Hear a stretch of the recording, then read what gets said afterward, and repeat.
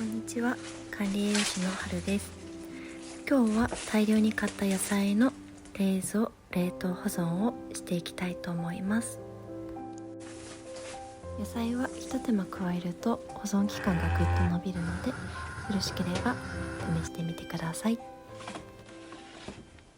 まずはきゅうりを調理していきます。水分を多く含むきゅうりなどの夏野菜は保存している間にどんどん水分が抜けてしなびてしまいます。保存する場合は薄い輪切りにして塩もみをして水分を抜いてから冷凍室へ入れます。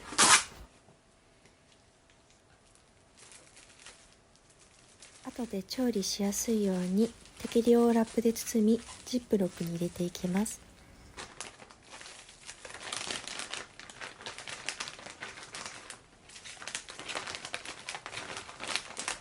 食べるときは常温または熱湯で解凍し、酢の物やサラダなどに使うことがおすすめです。生姜は水につけて保存するのがおすすめです。保存容器に入れ、ひたひたになるくらい水を加えて蓋をし、野菜室へ入れます。1週間に一度水を変えれば1ヶ月ほど保存が可能です。キャベツは量が多いので芯を除き、カットしてから冷凍保存していきます。キャベツを冷凍保存する場合は小さく切ると水分が抜けやすくなるので、やや大きめに切るようにします。冷凍することでシャキッとした食感はなくなりますが、柔らかくなり甘みも増すので煮物や汁気の多い炒め物などにぴったりです。カブを一度に使い切るのが難しいブロッコリーは小分けにして冷凍していきます。冷凍すると一度茹でたような柔らかな食感になり甘みが増します。解凍せずにそのまま調理できるのも魅力です。ブロッコリーの茎は実は美味しく栄養が多く含まれているので、冷凍するときは厚めに皮を剥き薄切りにしていきます。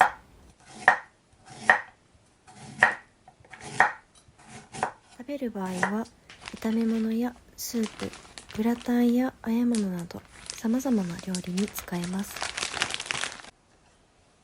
少量ずつ使うことも多いネギは長さ4から5センチに切り保存袋に入れて冷凍しておきます。美味しいネギは緑の部分と白い部分の境界がはっきりしているものを選ぶと良いそうです。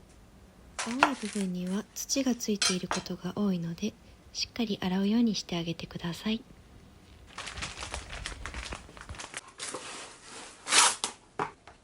先端の青い部分を冷凍する場合はラップに包んでから保存袋へ入れます。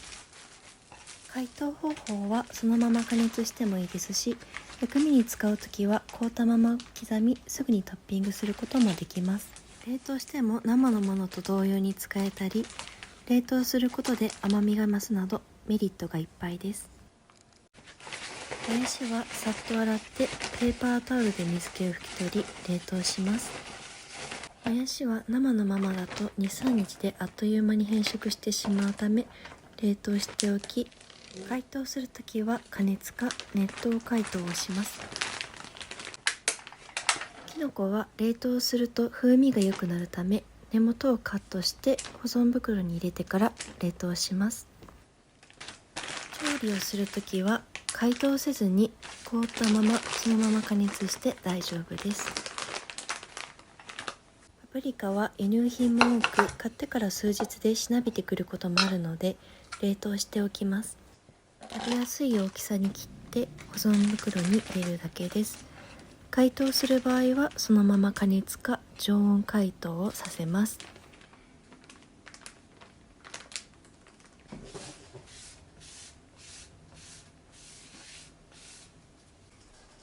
ニラは日持ちしない野菜の一つです。年末年始シーズンなど忙しい時はニラを店頭に置かないお店も多いようです。こちらも長さ5センチくらいに切り保存袋に入れてから冷凍していきます。解凍する場合はそのまま加熱してしまって大丈夫です。かぼちゃは種や綿の周辺から傷み始めるので、買ったらまずは中身を取り除いてから冷蔵庫にしまうようにしています。かぼちゃは冷凍すると火の通りが早くなるので便利になりますし、甘みが濃くなり滑らかな食感が楽しめるので冷凍しておくことがおすすめです。3センチ角に切って保存袋に入れ冷凍していきます。解凍方法はそのまま加熱で大丈夫です。トマトは大好きな野菜で毎日食べたいので冷蔵保存していきます。トマトを保存するポイントは1個ずつしっかりとラップで包んでから保存袋に入れることと、ヘタを下にして保存するということです。このひと手間でぐっと長持ちします。保存の目安は野菜室で保存した場合は10日から14日間と言われています。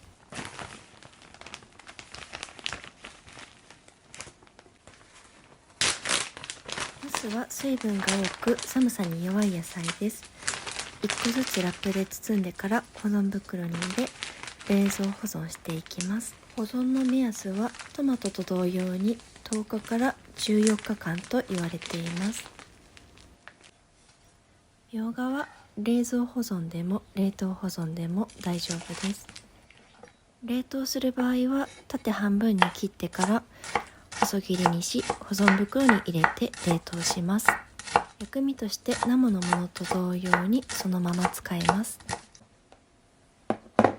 みょうがも好きでよく使うのでタッパーに入れて冷蔵保存しておきます。この容器は蓋につまみがついているので大変便利です。ネギや佃煮、梅干しなどちょっとしたものを入れておくのに重宝しています。こんな感じで全ての野菜の下準備が終わりました。こちらがこれから冷凍保存する野菜です。こちらが冷蔵保存する野菜です。これから仕分けてそれぞれ冷蔵庫に入れていきます。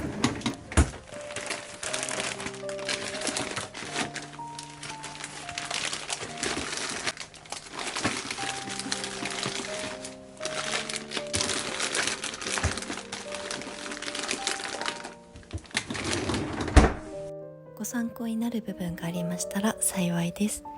ご視聴いただきありがとうございました。